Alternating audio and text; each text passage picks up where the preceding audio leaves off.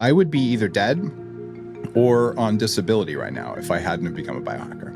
And when I fixed my energy production and I fixed my signals so now there's no static, what was left was a brain that can see stuff. Our next guest is none other than Dave Asprey, the father of biohacking. Today, we are going to be discussing his boundary-pushing new book, Heavily Meditated, The Fast Path to Remove Your Triggers, Dissolve Stress, and Activate Inner Peace. You're not going to live longer if you hate your life. There are studies showing that people who are skeptics actually die something like 10 or 12 years earlier from all-cause mortality just because they're hateful trolls. If you have triggers and someone can push your buttons, well, that means you're carrying a loaded gun. And it means my finger is on your trigger. Okay, if you're 10 years old, you haven't learned emotional regulation yet. So what most of us do, including me for the majority of my life, is we learn. Hi, my name is Chris Burris. I'm a longevity expert and the chief scientist at a lab focused on a longevity molecule. My primary focus is to help people live longer and better lives with science. Make sure to subscribe and share so you and your friends can live longer and better, so you and your friends can live beyond the norms. Hi, and welcome to the next episode of the Live Beyond the Norms Health and Longevity Podcast. Our next guest is none other than Dave Asprey, the father of biohacking. I love the opportunity to interview Dave because he is quirky, incredibly knowledgeable, and constantly pushing the boundaries. Today, we are going to be discussing his boundary-pushing new book, which is a recent USA Today bestseller, Heavily Meditated, The Fast Path to Remove Your Triggers, Dissolve Stress, and Activate Inner Peace. By the way, Heavily Meditated, what a cool title. Oh, thank you. A little bit about Dave. He is a 4-time New York Times bestselling author, CEO of Upgrade Labs and 40 Years of Zen, and I'm sure I've missed an amazing conference, and the host of the Webby award-winning Top 100 podcast, The Human Upgrade. He is here today to teach us and this is something I pulled straight from his book, to embrace our quirks, leverage our strengths, understand that you can unlock incredible potential with the right tools and mindset. I describe Dave as an investor, an inventor, an instigator. He is also intuitive, insightful, and I would argue ingenious. Dave, thank you so much for joining us today. Wow, Chris, that was quite the intro. I'm honored, and at least some of it I would agree with. I'm not saying which part. So I did a quick chat GPT search, which is always, nerve-wracking, to estimate the number of people you have reached with your message. Would you care to venture a guess what chat GPT came up with? I mean, I don't know what the definition of reach would look like, but it has to be at least like 500 million globally, probably more. Yeah, that was in the range of what ChatGPT came up with. 500 million people. Wow. Yeah. Now, before we jump into your area of expertise, I'd like to go further back. I want to go much farther back. What was it like growing up little Dave? Where did you grow up? What were your parents like? If there was some event or someone you could pinpoint as the reason you would ultimately become a health and wellness expert, the creator of Upgrade Labs and so many other things, the father of biohacking who has impacted 500 million people, what or who would that be? All right. I had Asperger's syndrome growing up. So on the autism spectrum, and I say had, and it sometimes makes people mad, you can reverse autism, at least many cases, depending on what the cause is. And I did, and it's enormous amounts of work. And there's a whole model. The first couple of chapters of Heavily Meditated, I talk about the framing of reality that happens when your brain basically learns reality in that kind of a world. So I didn't know the name of anything more than maybe 1 or 2 people in my classes by the end of the year. And I also got sick a lot. I missed a lot of school. I had strep throat all the time. Today, we would say I had PANS and PANDAS. One symptom of that is called oppositional defiant disorder, or ODD. Think about the Rage Against the Machine song, F you, I won't do what you told me. It just plays in your head all the time whenever anyone tells you to do something. So you can imagine that's not good for you. I was in the gifted program. I'm really smart and probably lacked some social skills. And I also didn't understand I had profound amounts of anxiety. And because they were always present, I didn't know. I thought everyone was like this. And I thought it was supposed to hurt when you walked or moved, because it always did for me. Arthritis diagnosed when I was 14. And eventually, by the time I was in my mid 20s, I'd hit 300 pounds. And I had chronic fatigue syndrome and fibromyalgia and just the worst brain fog ever, and high risk of stroke and heart attack and prediabetes. The list goes on and on and on, like the worst possible thing if you want to live to at least 180 like I do. And so I'd love to say, well, I had this dream that I was going to be a healer. And that's not it. I was a computer hacker. Like, I genuinely get joy from seeing things that I realize a lot of people may not just have the brain to see. So I can see dumb things, systems that don't work or systems that are highly inefficient. And then I like to break them and replace them with better ones, right? Like, that's how we make the world a better place. And it's actually possible to not break them and just replace them with better ones. That's something I learned later in life. But I still kind of get pleasure from, like, when you see something really big and dumb and evil, and it's like a tower of Jenga, and like, if I pull out just this one thing, it's going to fall down. And like, that's art in my perverse part of the world. So what I learned growing up there was, how do you function in a world where your brain doesn't have enough energy? And when all of the signals, what you see, what you hear, what you feel, there's static on the line all the time. So my brain was working really hard 24/7 just to make sense of reality without enough energy to do that and without a strong signal. And when I fixed my energy production and I fixed my signals, so now there's no static, what was left was a brain that can see stuff. And so that's just how I do what I do. So it was enlightened self-interest. I would be either dead or on disability right now if I hadn't become a biohacker. I bought disability insurance when I was 26. All my labs were fine. Doctor said I was perfectly healthy. There was nothing technically wrong with me, but I was just like, I don't know if I would hire myself. I can't remember anything. Like, what is going on? And I'm so profoundly grateful that I went through all that. And today, all of that kind of suffering is entirely optional. I'd spent at least $500,000 fixing myself. I spent another $2 million reversing my age. I don't do the Brian Johnson thing where you spend that per year. It's not necessary.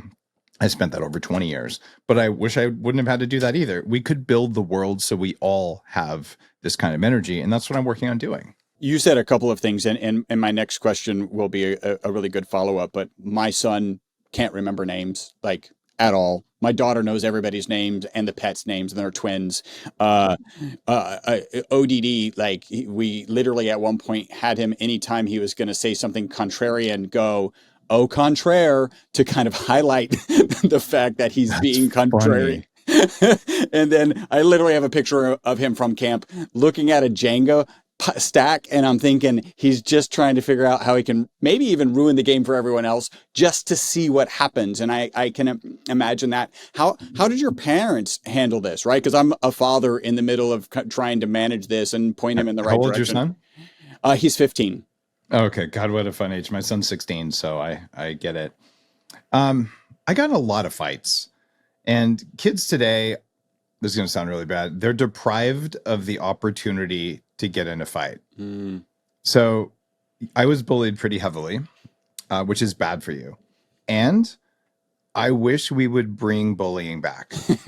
Not excessive bullying, but just enough that kids, when they're, especially boys, when they're around 10 to 12, where they at one time feel really, really unsafe, but they're not really unsafe because 12-year-olds generally don't kill each other, right? I mean, you might be in that kind of school, but generally you punch each other, but they need to actually express themselves physically, and they need to say, I have the masculine ability to protect myself, which means I can protect my family and I can protect my community later. Like, it's fundamental to having testosterone and being a man. All right, so I don't like bullying. We should not have systemic bullying. It's bad. And every now and then kids should get in a scuffle because it's part of being a kid. And when you take that away from them, they grow up to be total pussies. Can I say that word on your show? Yeah, you just did, and you can, and it may come up again. So let me roll in. By the way, I agree. I think that whatever Yeah. it's almost maybe we'll push too far away from the everybody gets a trophy, right? Like because that clearly was a disaster. But like, and maybe we'll push too far, and we'll find the happy medium. My advice, both for what I experience and for what I do as a father, is that especially teenagers, they're not going to listen to your parents. And there's a biohacking reason for that. And I've taught my kids this since they were 5. Like, look, as soon as you turn 13, I will become the dumbest human on earth. And like, what do you mean, Daddy? You're perfect. I'm like, you say that now because you're young. And there's a reason, because once you get to the age where you could reproduce, Mother Nature is going to make your family so dumb that you have to run away and find another family to have babies with. Otherwise, we would be inbred and there would be no humans. Right? This is why in tribes of 150 people in Africa, you'd go to the other tribe and maybe get eaten along the way. And this is a genetic deep need to just get away. And once you're 24, 25, I'll be smart again. And during that time, we'll probably butt heads and it's okay. And by the way, we have a sheep farm, we have a regenerative farm. You watch the young sheep, they butt heads with the older sheep until, it's just how it works. And it's okay. That was one thing. And then the other thing is moms want kids to not suffer, to not experience pain. And dad's job is to allow their children to choose to suffer until they get the lesson and to just hold space for that. And that doesn't mean that I allow my kids to get harmed, but it means that I allow them to make poor decisions, especially when they've already been warned. So case in point, my daughter, we just went to Africa. We have some bug spray. She goes, Dad, I want to put some on my face. And I said, okay, put it on your fingers and rub it in. And she goes, no. He rolls her eyes. I'm going to close my eyes. And I thought about it for a minute. I'm like, she got good advice. She turned it down and rolled her eyes. Okay. And I just hold up. Okay. And she looked at me and she thought about it. And goes, maybe I'll put it on. I go, there. She learned that so she made a better choice based on advice. All kids need to know is listen to someone who's felt the pain so you don't have to. And that means you let them feel the pain enough times until they listen. Right. And not feel the pain yourself. And you're like, I love you. It's okay if you're suffering. You cannot have joy and happiness without suffering. That's a fact of being alive. So just don't do permanent damage.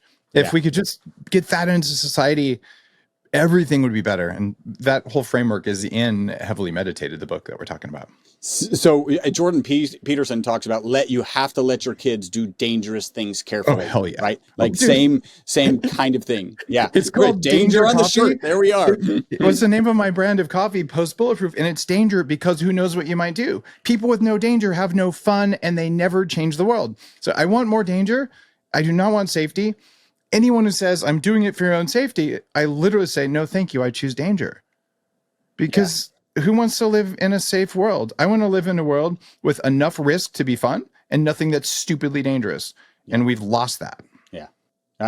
By the way, there was a moment in my house where my daughter was halfway up the stairs storming off because she was pissed off at me. And I asked her the question, do you know why you're pissed off at me? And she said no. And I told her the story you just told, because you're supposed to go to another tribe and have a baby. Is that what you want to do? And she goes, no. And it really has quelled so much because they don't know why they're so pissed off either, right? Yeah. And if they have something to cling to, well, that's why I'm pissed off. I don't even know if it really makes sense, right? Like to the developing brain, but at least that's something that I can cling to, and I don't want that. So let me mellow out. It really has helped. My next question actually had kind of a long quote. You talked about a lot being on the spectrum.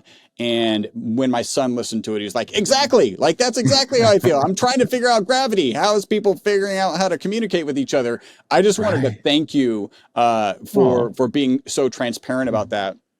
And this is the right time to add, I had a conversation with Dr. V, who has been going to your conferences since the beginning. And when I told him I was going to interview you, he's like, I have seen like a palpable difference in Dave. And I can also say there's a guy, Matt Gallant. You may know Matt Gallant. He's Oh with yeah, for years. Biooptimizers. Mhm. There was a time at one of your conferences I saw him, and compared to the previous time, I was like, Matt, you're just a centered person. And his answer was 40 years of Zen, which he's done quite a few times, which, you know, is mentioned quite a bit in your book. So it's very cool when you can see people evolving, right? Yeah. From wherever they were to wherever they are and wherever they're going. And you have a hand in that. So I want to thank you for that. Yeah. In our last interview, you wrapped up with humans are going to live longer than you think. You can live longer than you think. It's longer than you think is possible. What role do you think meditation and all the work you talk about in Heavily Meditated plays in living longer than you can possibly imagine? Well, you're not going to live longer if you hate your life and you're stressed all the time. It just doesn't work. So even if you take all the supplements, you do the stem cells, hormone replacement, all the things that can extend your life, and you hate everyone all the time, there are studies showing that people who are skeptics actually die something like 10 or 12 years earlier from all-cause mortality just because they're hateful trolls. So I usually point that out to the hateful trolls online, and then I make fun of their moms to make sure they have a great day, and then I go about my day, because really all hateful trolls are just stuck in 7th grade bullying, and I just call it out. You know, it is what it is. As much as we'd like to bring a little bit of it back, you should grow out of it. Well, this is going to be sad. I didn't put this in Heavily Meditated, but having looked at 1,000+ high performance people's brains and help them evolve, I really believe the vast majority of people, our consciousness is stuck around 12 years old. We're still reacting like that, but we have adult brains that can think. So we just make up stories around the emotional state of a 12-year-old. And I was certainly probably stuck below that. And until you do that kind of deep healing work or evolutionary work that's in Heavily Meditated, I didn't write that book. You know, there's 10 years of doing deep forgiveness work with high performing people and looking at their brain waves to see what actually works. And I'm giving away, the recipe. People spend $20,000 to spend 5 days with my team upgrading their whole reality and their brain. And I mentioned it so many times because the data from 40 years of Zen drives the reset process in Heavily Meditated. But it's, $25 book that tells you steps 1 through 8 to permanently turn off something that's a trigger for you. And it can be, your kids, resisting you, or it can be someone cutting off in traffic, or whatever things push your buttons. You shouldn't let other people push your buttons. Yeah, so one, you're talking about people being trapped and 12 years old. A good friend of mine who has really helped me through the stuff that you help people through with your book, Heavily Meditated. His name's Patrick Wanis. He talks about the subconscious having 2 characteristics that are interesting and painful. One is it has a perfect memory and no sense of time. So that insult that happened at 8, 9, 10, 11, 12 is happening every day of your existence. And that's where you got to go in there and you've got to reset that. You talk about triggers, and I've heard you say this very powerful thing. If somebody can push your button, like, get rid of the button, right? Talk a little bit about triggers and the importance of being untriggerable. Well, the quote's a little bit darker than that, but it's if you have triggers and someone can push your buttons, well, that means you're carrying a loaded gun, and it means my finger is on your trigger, right? And adults shouldn't do that. Okay, if you're 10 years old, you haven't learned emotional regulation yet. So what most of us do, including me for the majority of my life, is we learn, okay, my trigger got triggered, but because I've felt consequences, I can now behave myself. So instead of punching the guy or running him off the road or whatever, I'm going to take a deep breath and I'm going to smile and I'm going to pretend, right? And this is why we have civil society and manners. This is good. The problem is it's enormously emotionally and biologically expensive to feel a large feeling, make up a story. It's because that guy's a jerk. And then not do the thing. You're just burning through willpower and energy, literal electrical energy from your cells. And you're telling yourself a story that's completely not reality based. Because the truth is that other people do things because of them, not because of you. And they don't do them to you. They just do them because they were programmed to do that, usually by mommy and daddy or by some other factors. And they got programmed by the generation before. So we're all running these very simple survival programs. And then we make up rational stories to justify them. And it works. Look at the success of humans as a species. Problem is it creates suffering and misery, and it wastes a lot of energy. So we've all been in a meeting or a situation where someone says something and it's rude. And whatever the target of that comment is, they stiffen up and then they pretend like it didn't hurt them. Okay, remember that from 7th grade? When bully says something really gets you and you pretend like it didn't hurt you? Dude, we're still doing it. Well, there's another kind of person. And the rude person will say something unkind to them. And you realize it didn't land. And it's not because they're, invulnerable. It's because there was nowhere for it to land. And these people feel safe. They feel authentic. And they feel like they're in high integrity because they are. Because they have congruence, which means your inner state and your outer state match. So you're not acting, right? Yeah. And the difference there is profound because the person who's not acting, they are in charge of themselves and they can choose what they do. The person who's been triggered is no longer in charge of themselves. They just think they're choosing what they do. This is why narcissists and sociopaths destroy countries, they destroy businesses, they destroy families, because they're operating on that thing where they trigger your emotions and you make up a story to justify your behavior around your emotions. And it's not real. And the idea is if you can't be triggered by those people, you see what they're doing, like, I'm not going to do that.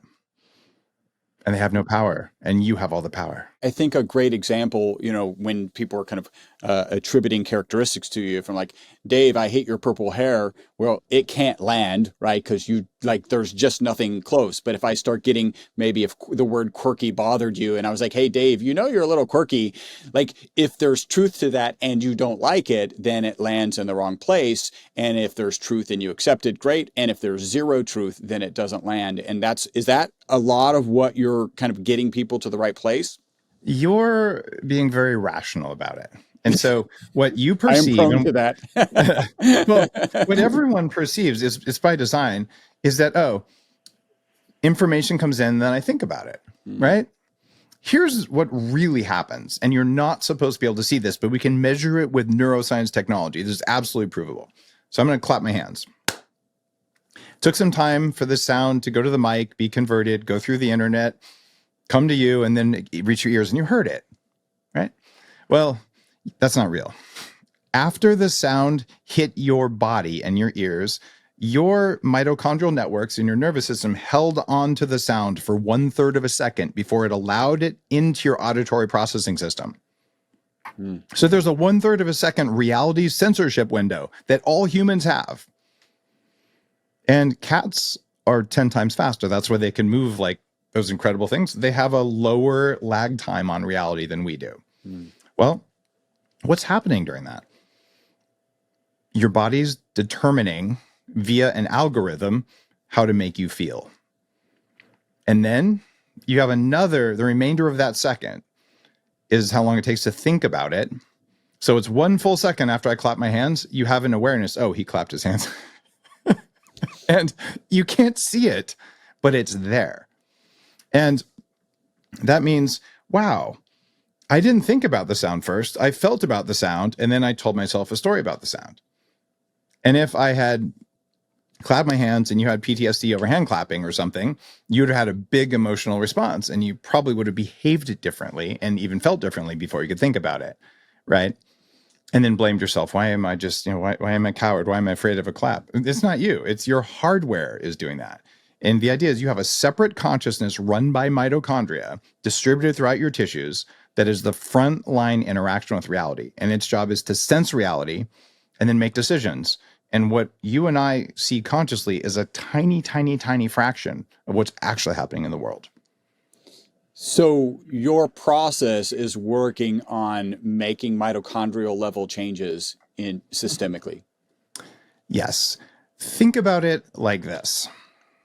If you have your phone and all the alerts are enabled, every app that wants to tell you stuff, and you go into the therapist and you're like, Doc, it's beeping and buzzing and all these things. He goes, oh, that's okay. Take a deep breath. Just gently swipe left on every alert and continue focusing on your emails. You'd be like, stop it. Okay, so you go to someone else and he says, well, let's go into the control panel and let's only give you the alerts you want. So since your mitochondrial networks are the things that set the alerts long before they even hit your brain, well, maybe that's where the problem is. And that is where the problem is. Since we are built of ancient bacteria, that is what mitochondria are.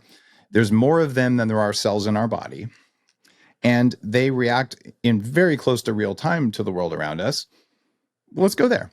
So what do mitochondria have to be able to do? Sense the environment around them, because single cell life can do this. Multicellular life can do this. It doesn't matter if it's a tree, if it's a dog, or even like a politician or something. All of them have to follow these rules before thought can happen, even if it doesn't happen. So first rule is fear. If something is scary, run away from, kill, or hide. That's a big one. If you meditate, that takes about 6 times more energy than anything else. Because if something eats you, it's a bad survival strategy. If you don't meditate, in humans, it takes 9 times more energy. So you're always primed for fear. This is why we remember bad things more than good things. The next F word after fear is food. Eat everything. And remember, all life has to do this, and it has to do it automatically, even if your brain's not in there. And your mitochondria hate it that your brain's in there, because you might make them do something that isn't a survival behavior, and that's all they care about. So fear food. Oh, and you got to survive for multiple generations. That's the next F word. You've read the book, so you know what that one is, right? Yeah. For polite company, it's fertility, but really from a mitochondrial perspective, it's like fucking. Yeah. So fear, food, fertility. Fucking. Have you ever done anything you're ashamed of that isn't one of those 3 things? Like nothing would come to the top of my head. Yeah. I don't know anyone who's ever been able to find something that didn't come from one of those. All of the 7 deadly sins are the first 3 mitochondrial behaviors. All of the Buddhist hindrances are those behaviors. In fact, Heavily Meditated became the #1 best-selling philosophy book and the best-selling meditation book. And Buddhist scholars are now looking at this going, oh my God, that's a scientific explanation for our observations for the past 5,000 years of what our egoic behaviors are. They're mitochondrial survival mechanisms shared by all life on the planet. And that means when you walk in the door, in microseconds, long before you have a chance to even think, your body has effortlessly scanned the room and said, is there anything I need to kill? Is there anything I can eat? And is there anything I can hump? In that order. And only after that is it going to allow it to go to the next F word. And that F word is friend. All life on Earth is designed to support its own life form and the ecosystem around it. That means, this is good news, we're wired in our bones to be kind to other humans, to build tribes, to build families, to support our kids and our older people. Like all the goodness is community. And the final F word is forgiveness. That's how humans go in and evolve. Other life forms don't really have much in the way of forgiveness, but you can see it in something like a deer. You ever see National Geographic, the mountain lion jumps out, the deer runs away, gets away. It's full of stress hormones. And then what does it do? It shakes its whole body like a Qigong master.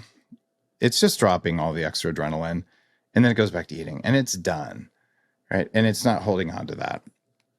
And humans are really terrible at that part of it. We hold on to it forever because we have these brains. So all I'm suggesting in Heavily Meditated is that all the willpower, all the effort, all the shame, all the judgment, it isn't you. It's your mitochondrial network, and you didn't program it. It was programmed starting the moment of conception moving forward by your environment, by the way you were raised, by the way you were parented, by your teachers, by your coaches, by the mean bullies, by negative experiences. And because it has 6 to 9 times more avoidance of pain than seeking of pleasure or awe or gratitude, You can do the my mind is empty meditations, and there's value to those. Or you can do the I'm going to go in there and I'm going to teach my stupid ass mitochondrial network to not be afraid of things like criticism, to not be afraid of doing the right thing. I'm going to teach myself to have a native state that is the opposite of fear. And Chris, what do you think that is? The opposite of fear. Yeah. I don't know, joy. And I've asked big crowds, like thousands of people to talk about this. And you hear so many things. Usually people say love, sometimes joy, happiness. It's actually peace is the opposite of fear. Peace, yeah. And from peace, joy and love and all the good stuff can emerge. So if you can teach your mitochondrial network to not be triggered unless there's a real tiger in front of you, the amount of free energy that puts into your life so you can do the other F words just goes up so much. And then we get to food. 1/3 of the average person's thoughts every day is about tacos. How did you know? Okay. Or Twinkies or whatever your thing is. But literally, until you teach your body, you're not going to die for 60 or more days if you don't eat. So stop whining about it. It's called fasting. You can do it. Then it creates a lot more free energy. So I was like, I guess I'm not going to starve. And I guess I'm really not in danger.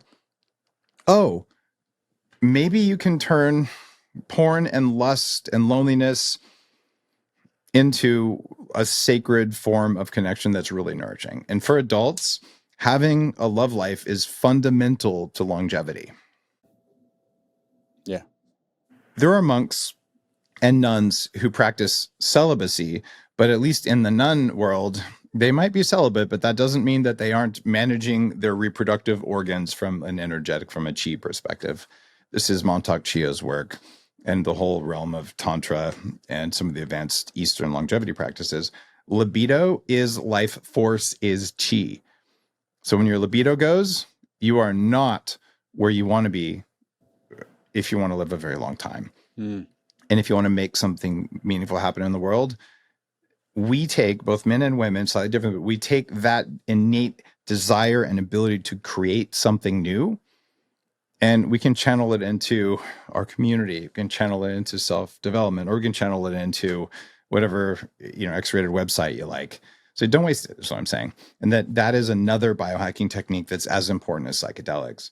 And that's why when you read Heavily Meditated, I talk about all the different pathways to reach these altered states of reprogramming yourself. And you don't have to do psychedelics.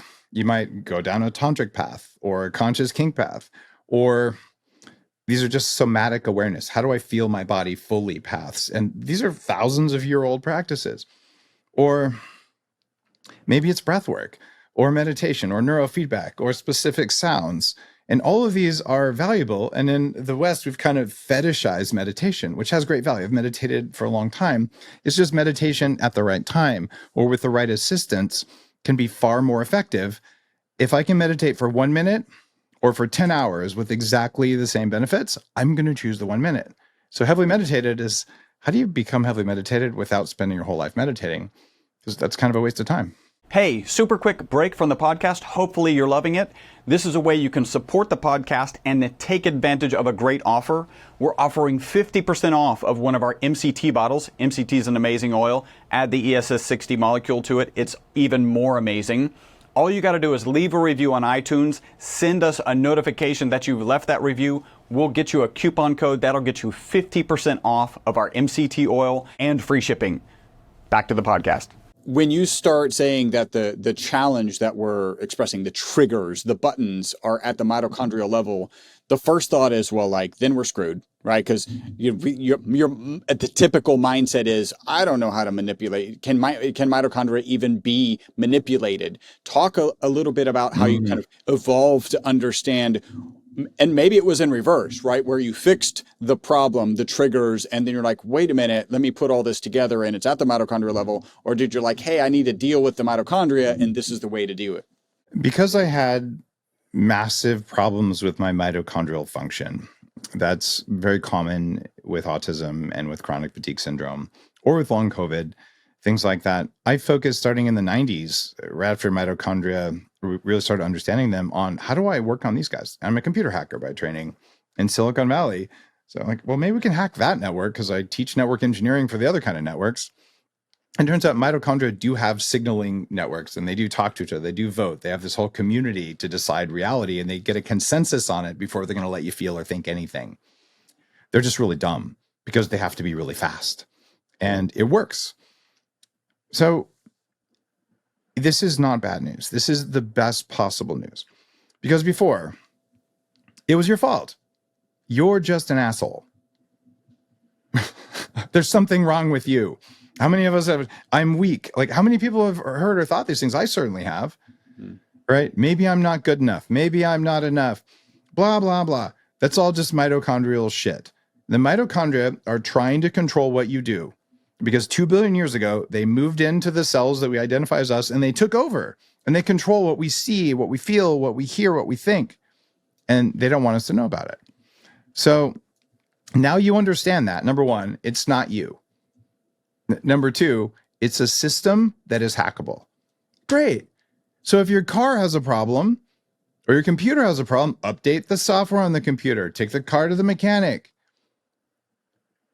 So this takes it out of the realm of moralism. And there's times, that you and I have both yelled at our kids, right? Oh man, it's because I'm such a bad father. No, it's because I didn't eat right. My mitochondrial networks weren't making enough electricity for me to properly regulate my emotions. And my kids found a trigger that I had not worked on yet.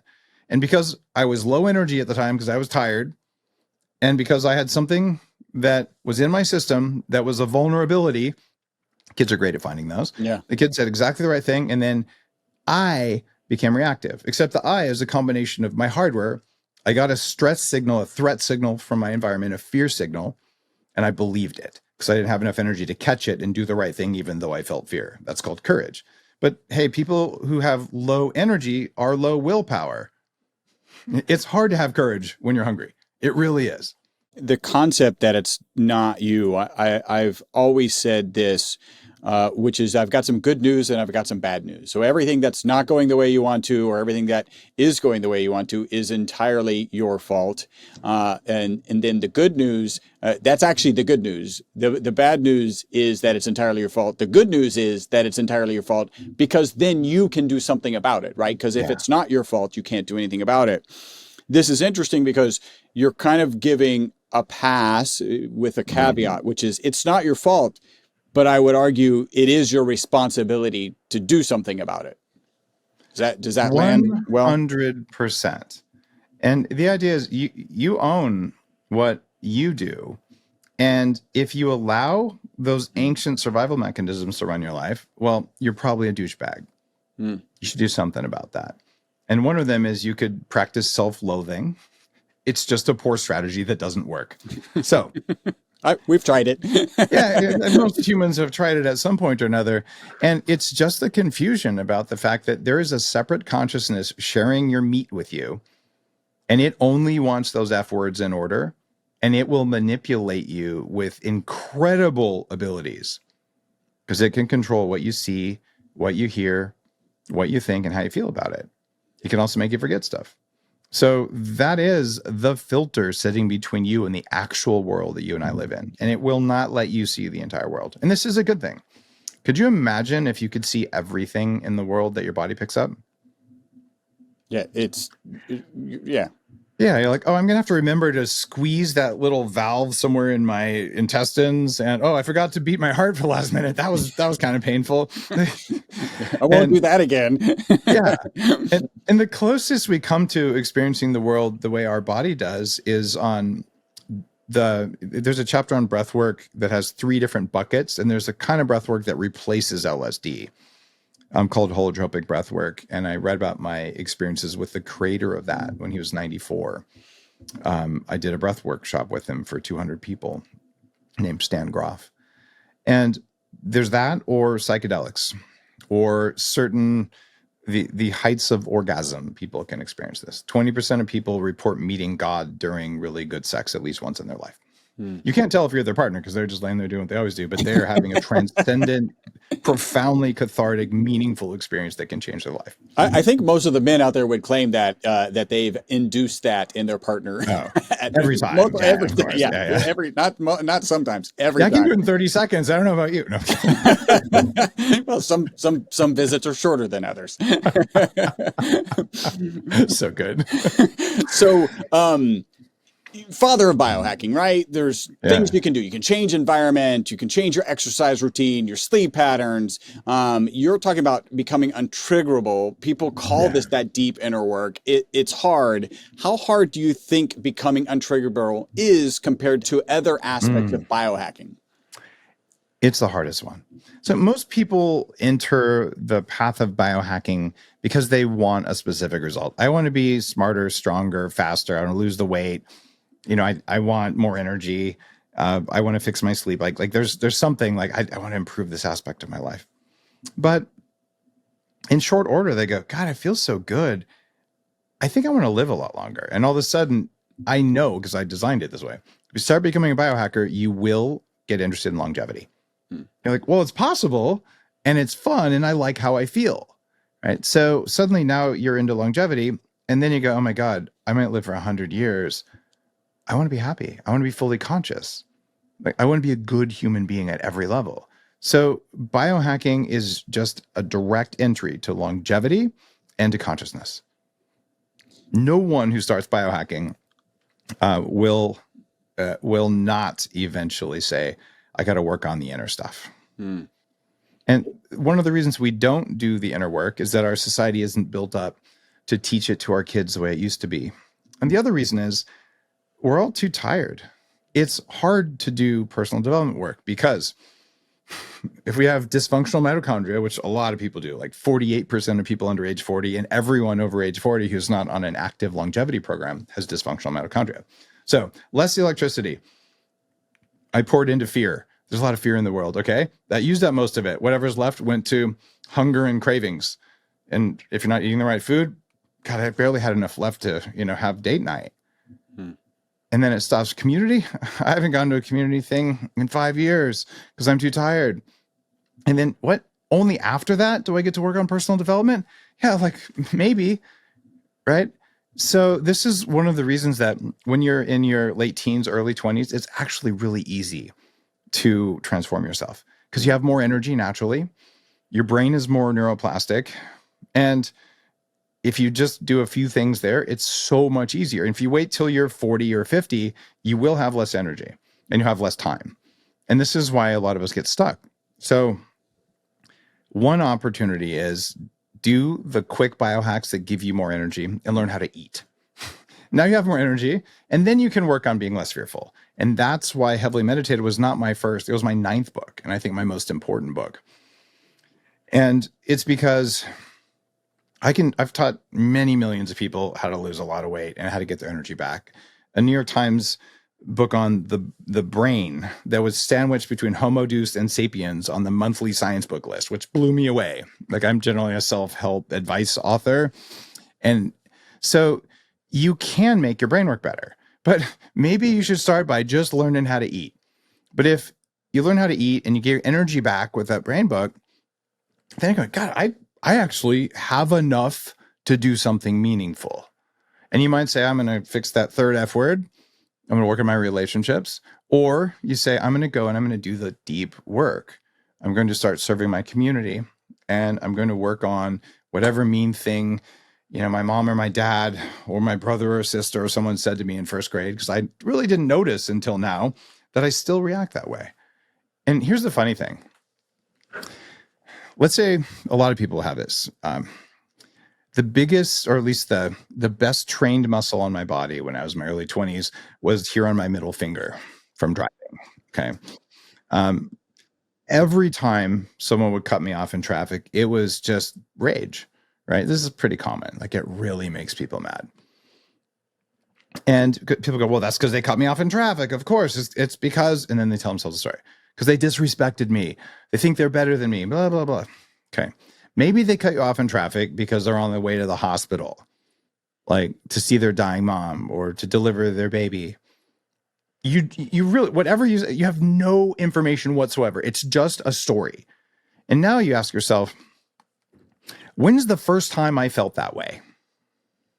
And you think about it and you ponder for a couple minutes. And then some weird story from your childhood that just doesn't feel related will pop into your head. That's the first time you felt that way. Right? So, it's because someone made you feel unimportant in first grade for whatever reason. Maybe they knew they were doing it. Maybe they didn't. And I just to interject here, like that first thing that will pop up, you will often dismiss. Like you will often be like, "Oh, it couldn't be that. Like that's unrelated to driving and my middle finger." Like so, I think that's really important to you can't belabor that. That first thing that popped up is the thing to deal with. And sometimes it feels very random. And so I tell stories from my own life in Heavily Meditated. I've been on the Joe Rogan show 3 times, and it really was really helpful for Joe, and he was quite complimentary on a lot of episodes. And then a company that he owns a portion of decided they were going to copy the products I was making back when I was at Bulletproof. And that day, Joe went on the air and said, "Oh, Dave's a liar and, a con artist," and just character assassination. Because of nothing that I did. I only helped Joe and his audience. And it really messed with my head. And it took me like I was just like kind of threw me off kilter. So I finally sat down and I did the reset process on it after one of my employees, who was a convoy commander in Iraq. He was used to driving past exploding things, so just had a little bit of a different nervous system than me. He's like, "Dave, something's wrong." So the first thing that popped in my head was actually from first grade. And it was, a kid did something he shouldn't have done. I tattled on him, say, teacher, little Johnny did that. And the teacher says, "Little Johnny, did you do that?" And he goes, "No, I didn't do it. Dave did it." And then I got punished. So getting punished for doing the right thing is injustice. And for adults, and especially entrepreneurs, injustice and betrayal are the 2 most painful and hard to deal with traumas. But I didn't know that Joe was inadvertently pushing on my trigger from first grade that I'd completely forgotten about. And it popped into my head. I'm like, what is that? I didn't even remember this.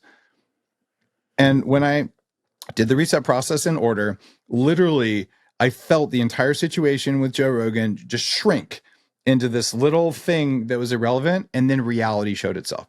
The reality is, every time Joe Rogan says Dave Asprey is a bad man, I sell more coffee. It just didn't feel like reality because my body wouldn't let me see reality because I had a trigger. That was not Joe's fault. That was my fault. The work that I've done that's very similar has been, with my friend Patrick, and I'm so excited that you've come out with Heavily Meditated with the reset process. I've got one last question before we get into kind of wrap up questions, which is, so how much of Heavily Meditated comes out of your experience? Because you started 40 Years of Zen quite some time ago, and I'm sure, have you been using this as some sort of experimental place to really hone in on this reset process?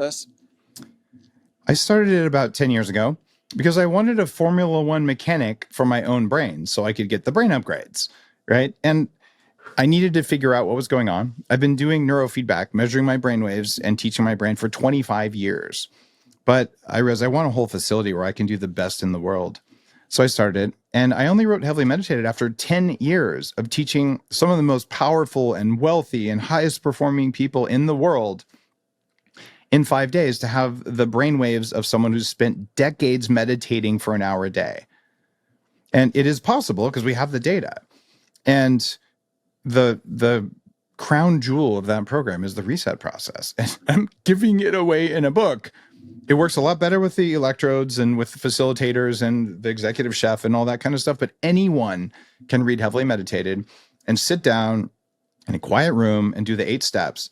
And you can do it on something that's really big, that is totally messing up your life.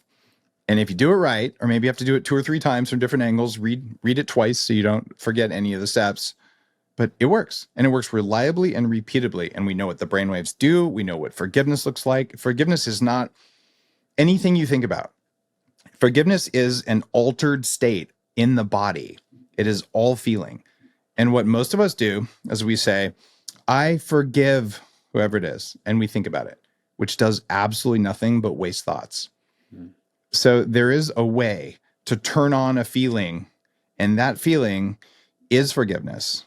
And when you do it right, it completely erases any pattern from whatever that experience was, so you're free of it.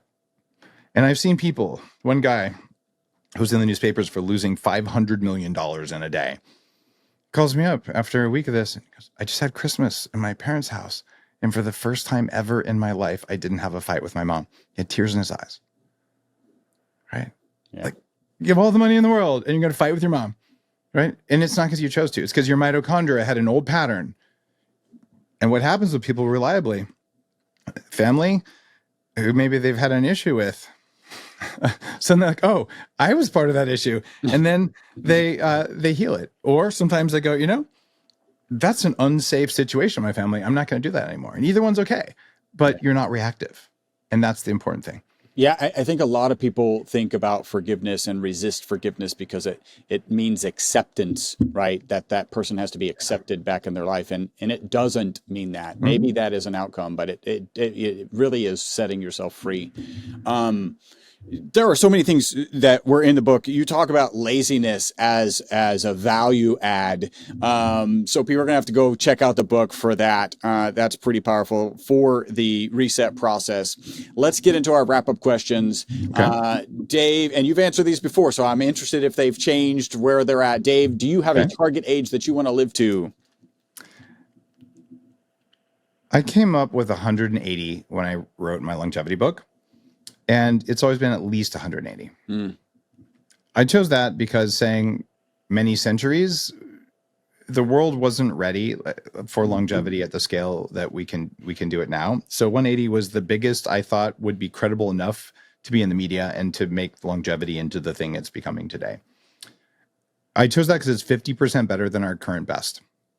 And with all the tools available, it's conservative. So the real answer is, I want to die at a time and by a method of my choosing. That's freedom. Is that beyond 180? Is that beyond 200? Is that? It's to be at a place of peace that when I decide I'm done with no fear. And that could be 100. It could be 500. I'll know. I'll jot down 500. Dave, how long do you think humans can live? That is very existential, Chris. You want a short answer on that? And for me, it's always two answers. Okay. Like, where are we today is part of my answer. And then where do I think we could be is so that maybe shortens up the two answers. You're going to hate this answer. Death is an illusion that we see when we're riding around in these bodies. But death is provably not real. It's just a state change. So I don't really think that you die almost ever unless you get into some very weird Buddhist stuff. So pretty much you're going to be around for way longer than you think. You just might not look like you do now. But if we get less existential than that, the universe will collapse in on itself. We are all going to die. That is the upper limit. The don't ever die is a fantasy, and it's usually a fear-driven fantasy. And after 25 years of working in the longevity field, there's one camp, the smaller camp in longevity, says, oh, we can't really extend life. We're just going to extend health span. And they're not even longevity people. They're just like, oh, you're going to die at 87. You'll just feel good until then. And those are wusses. There's another camp that says, don't ever die. It's a sin. It's the worst thing you could ever do. It is failure.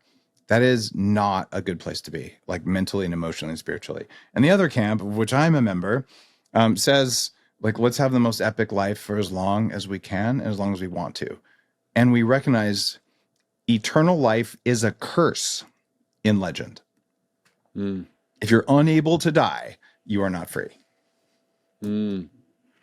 All right. What are 2 to 3 protocols, habits, mindsets, let's call them shortcuts because everybody likes shortcuts, to longevity and long health span that you would share? Number 1, learn how to get a good night's sleep. It doesn't mean more than 6.5 hours necessarily. That's the peak of people who have the longest lives. They sleep an average of 6.5 hours a night. Sleeping 8 hours every night or at least needing to sleep 8 hours every night, is associated with substantially higher all-cause mortality than only needing 6.5 hours. Don't restrict your sleep. Be so healthy that you recover in less time. That would be the trick to living a long time. So sleep quality with circadian biology, sleeping in darkness, very, very big one. You wanted a couple of them? The next one is look at everything you do, from food to water to air, even to your EMF or your sound environment. How do I reduce toxins before I pay any attention to benefits? Take away the bad first. And this means don't eat foods that have more toxins in them and breathe cleaner air. But it's not about, oh, I'm going to eat this bowl of cyanide because it also had some zinc in it. And most modern nutrition ignores all the toxins and tells you eat this because there's zinc. I'm like, it's full of estrogen and oxalates and kidney stones and mitochondrial inhibitors. Oh, but it had zinc. Don't do that.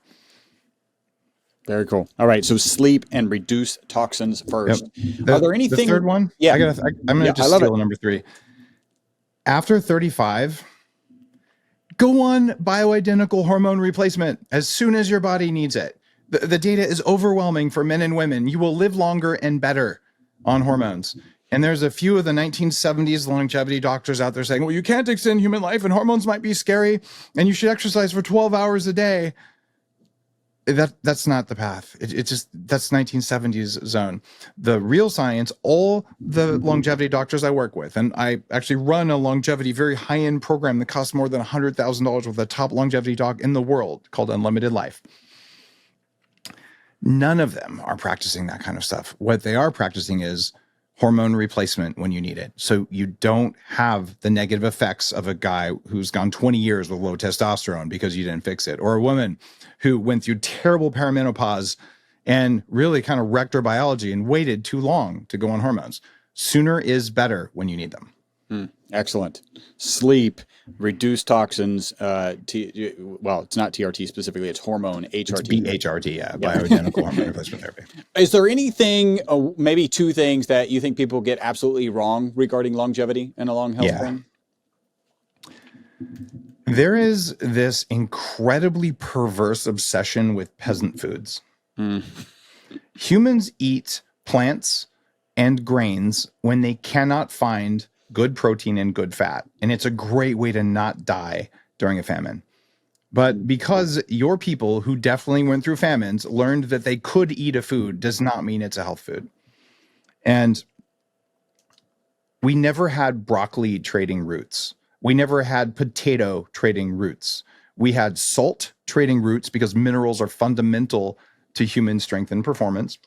And we follow those up with spice trading roots because the plants that are most important are oregano and rosemary and thyme. They're medicinal herbs that have hundreds to thousands of times more beneficial plant compounds and very few toxins compared to subsistence foods. So when someone says eat a mostly plant-based diet and they don't tell you what plants, they are an idiot. So is there the right plants, or is your point here, it's not the plants? There's some bio individuality for what plants you can tolerate, but longevity is not coming because you ate a rainbow of colors of plants. Our ancestors did not do that because I don't know where you live in the world, Chris, but where I am, there's not that many plants of any rainbow type available except for 2 weeks in the middle of summer. The rest of the time, there's really nothing much. Right? Yeah. And there's things are seasonal for brief windows. The rest of the year, you don't eat them. So why are we flying blueberries in from Peru? It flies in the, blueberries are good for you, by the way, but it flies in the face of what our bodies evolved to do. So I would just say most plants, when eaten in excess as the predominant part of your diet, they have very few calories. They have a ton of hormone disrupting toxins that are actively bad for you. And some plants are good for you. It's going to be highly variable. And it's usually not the ones that are fetishized by plant marketing companies. So the China study, the weird organic plant-based movement from the 1970s that was based on PETA programming has not done good things for us. We spend a lot of money on kale. Kale's more expensive than ribeye on a per calorie basis, and it's full of toxins. Yeah. No, I mentioned you have actually started wars about about kale. And it's something that I do stay away from. Dave, how can people contact you? Well, DaveAsprey.com has all my stuff. 40 Years of Zen is the program for highly successful people who are just want to go to the next level for personal development or executive performance. Upgrade Labs is opening across the US and Canada. You can become a partner with me. Go to ownandupgradelabs.com if you want to open a biohacking facility in your part of the world. And of course, Danger Coffee. You got to do that because, well, who knows what you might do. Because you want to be dangerous. Exactly. And what in the near future are you excited about?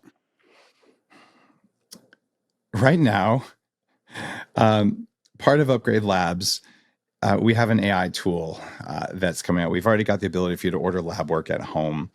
But all of the things I've said, 1,350 episodes of my show, 3,000 articles and 9 books and a lot of other stuff. It's in our AI tool. And my ability to sit down with someone and help them has been accelerated by 100x. And it is so profound what is available to everyone today. You can log into whatever AI tool you want. And if you just learn basic prompting around health and you have basic info, there's a whole world of stuff that the best biohackers in the world would have struggled to tell you. And if you have a specialized tool like the one that I'm building, the sky's the limit. Longevity is 10 times easier now than it was a year ago, and it's only accelerating. Like, this is the best time ever for you to be in charge of yourself, physically, biologically, mentally, emotionally, spiritually. It's all there, and it's getting faster and faster. Yeah, the byline of my book is your journey to living longer and better has never been more achievable than today. And that was a year ago, and it's just happening faster. All right, you can find Dave, daveasprey.com, 40yearsofzen.com, ownunupgradelabs.com. Is that right? Yep. And then Danger Coffee. Taste that delicious coffee. I have some in my own kitchenette here. Dave, thank you so much. Do you have anything else? I was just going to say, I didn't want to talk about the coffee, but we're all mineral empty right now because of all these peasant foods, and it's not in our soil. Danger Coffee is different because it has a therapeutic dose of trace minerals in it that would cost you $22 all by itself. That's what makes it different. Plus, it's mold free. So just I realized I didn't mention that, and I probably should. So, it's kind of your job. Dave, thank you so much for joining us today. I hope you enjoyed this episode of the Live Beyond the Norms podcast. Make sure to subscribe and follow. Also, make sure not to be that guy, the guy sharing this podcast with people who are not interested in living beyond the norms. If you would like to learn more about the ESS60 molecule, the molecule responsible for the single longest longevity experimental result on mammals in history, a full 90% extension of life, visit myvitalc.com. That's myvitalc as in carbon.com.